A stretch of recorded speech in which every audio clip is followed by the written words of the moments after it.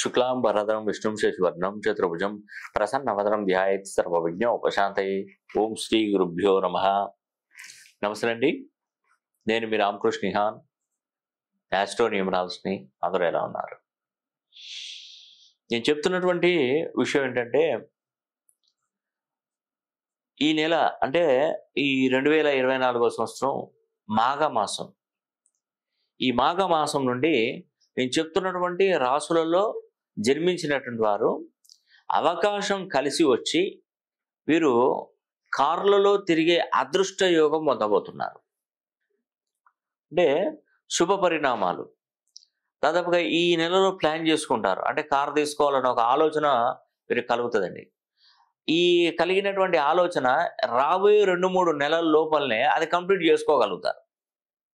ఖచ్చితంగా కారులో తిరుగుతారట, వాళ్ళకి అదృష్ట యోగం పడుతుంది. పెద్దగా సమస్య ఏం లేదండి, కారు కొనుక్కోవడం అనేది కూడా మీకు పెద్ద సమస్య కాదు నేను చెప్తున్నటువంటి రాసులకు. ఎందుకంటే సంపాదనలో పడిపోయారు వీళ్ళు, బాగా సంపాదనలో వచ్చేసారు. మీకు ఉన్నతంగా జీవించడానికి అవకాశాలు ఉంటాయి. ఇప్పుడు ఉదాహరణకి సాదా సీదా వ్యక్తులు నార్మల్గా ఉన్నటువంటి ఒక కారులో ఎందుకు తిరుగుతారు? సంపాదన, దానికి దీనికి లింక్ ఉంటుంది.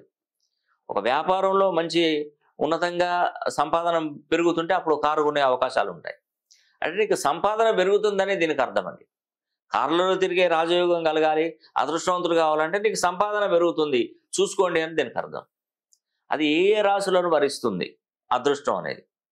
మొట్టమొదటి రాశి కుంభరాశి, రెండోది కన్యా రాశి, మూడోది మిథున రాశి, నాలుగోది మేషరాశి.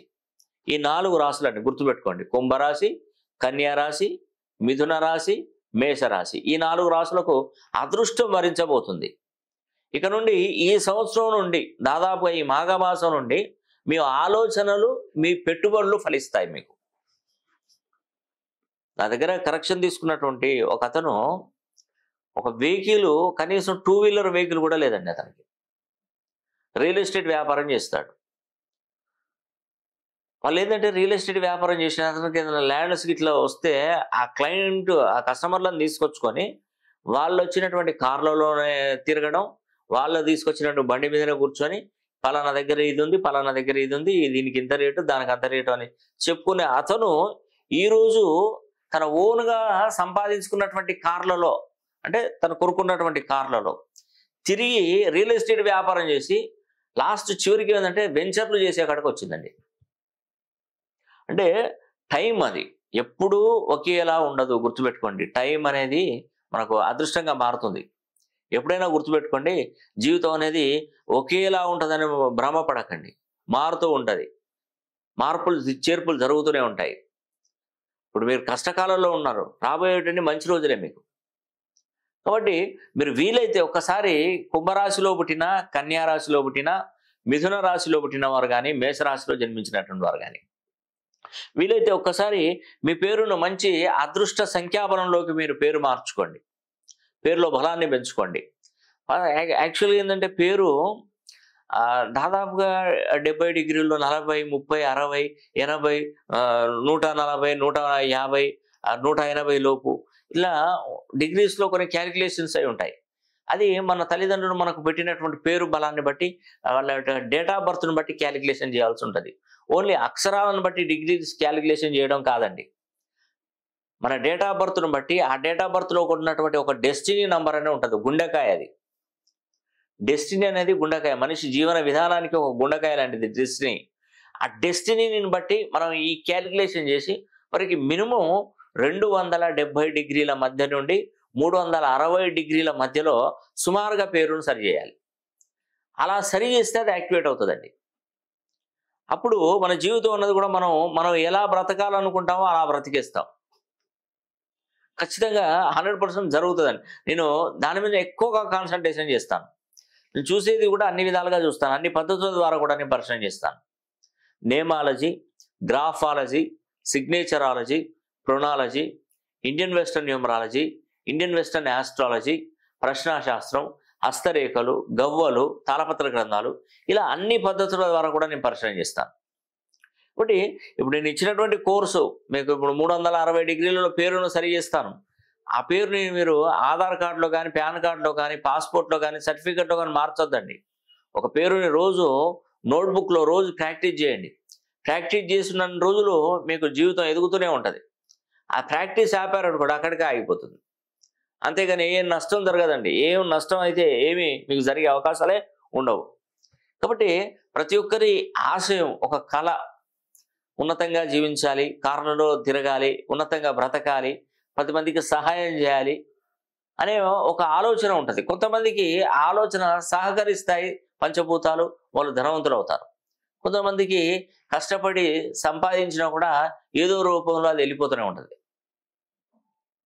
ఒక నుండి తీసుకొచ్చి ఒక కా నుండి సంపాదించిపోతే ఇంకొక నుండి వెళ్ళిపోవడం జరుగుతుంది. ఒకతను రియల్ ఎస్టేట్ వ్యాపారం చేసుకుంటూ బాగా సంపాదిస్తున్నాడు. పిల్లోడిని వేరే కంట్రీకి తీసుకెళ్ళి అక్కడ చదివిపిస్తున్నాడు. ఇక్కడ సంపాదించడం, అక్కడ ఖర్చు అయిపోవడం జరిగిందండి.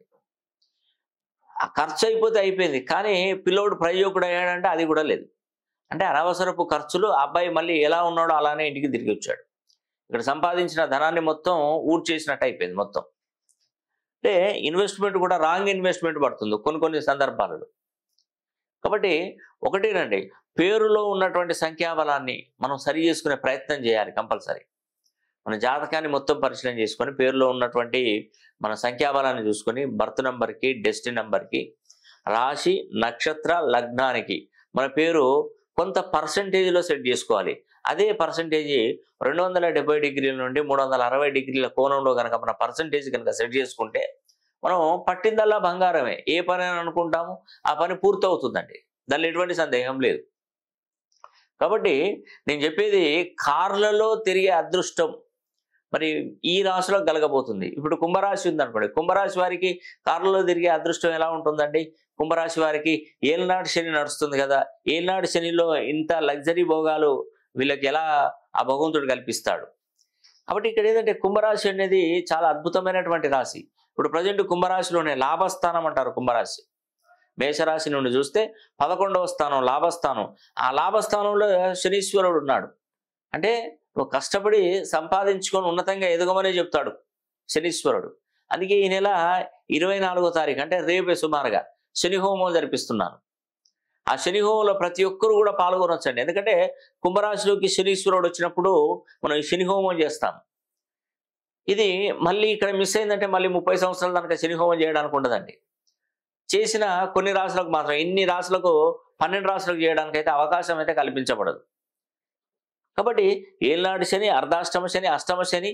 ఇప్పుడు ఉదాహరణకి కన్యా రాశి ఉంది, మిథున రాశి, ఇవి బుధుడికి సంబంధించినటువంటి రాశులు.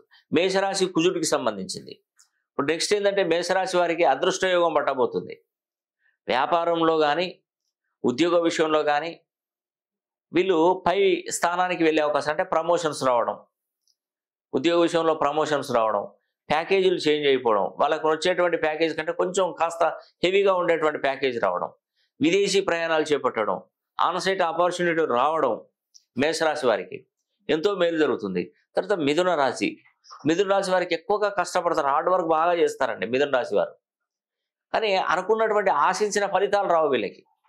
ఎప్పుడైనా కూడా చూడండి, మిథున రాశి ఎవరు చూసినా కూడా చాలా వరకు కష్టకాలంలోనే ఉంటారు, హార్డ్ వర్క్ చేస్తారు. ఎప్పుడు ఏదైనా పని చేసే బ్రతుకుతారని ఖాళీగా ఉండే అవకాశం ఉండదండి. ఇది ధర్మబద్ధమైనటువంటి జీవితం మిథున రాశి వారికి. ఏదైనా కూడా వాళ్ళు ఎక్కడైతే చేస్తారో అది న్యాయబద్ధంగా, ధర్మబద్ధంగానే ఉంటారు. సమన్యాయం, కుటుంబంలో కూడా సమన్యాయం చేసేటువంటి వారు మిథున రాశి వారు. కాబట్టి మిథున రాశిలో పుట్టినటువంటి వారికి ఆ కష్టకాలం నుండి బయటపడే టైం వచ్చింది. కాబట్టి ఒకసారి మీ పేరును మంచి సంఖ్యాబలంలోకి మీరు మార్చుకొని చూడండి, మీకు తప్పకుండా మేలు జరుగుతుంది. అదేవిధంగా ఈ యొక్క కార్లలో తిరిగేటువంటి రాజయోగం అనేది కూడా కుంభరాశి వారికి, కన్యా రాశి వారికి, మిథున రాశి వారికి, మేషరాశి వారికి, ఈ 4 రాశులకు దక్కబోతుంది. ఈ 4 రాశులలో మీ రాశి ఉండాలని కూడా భగవంతుని కోరుకోండి.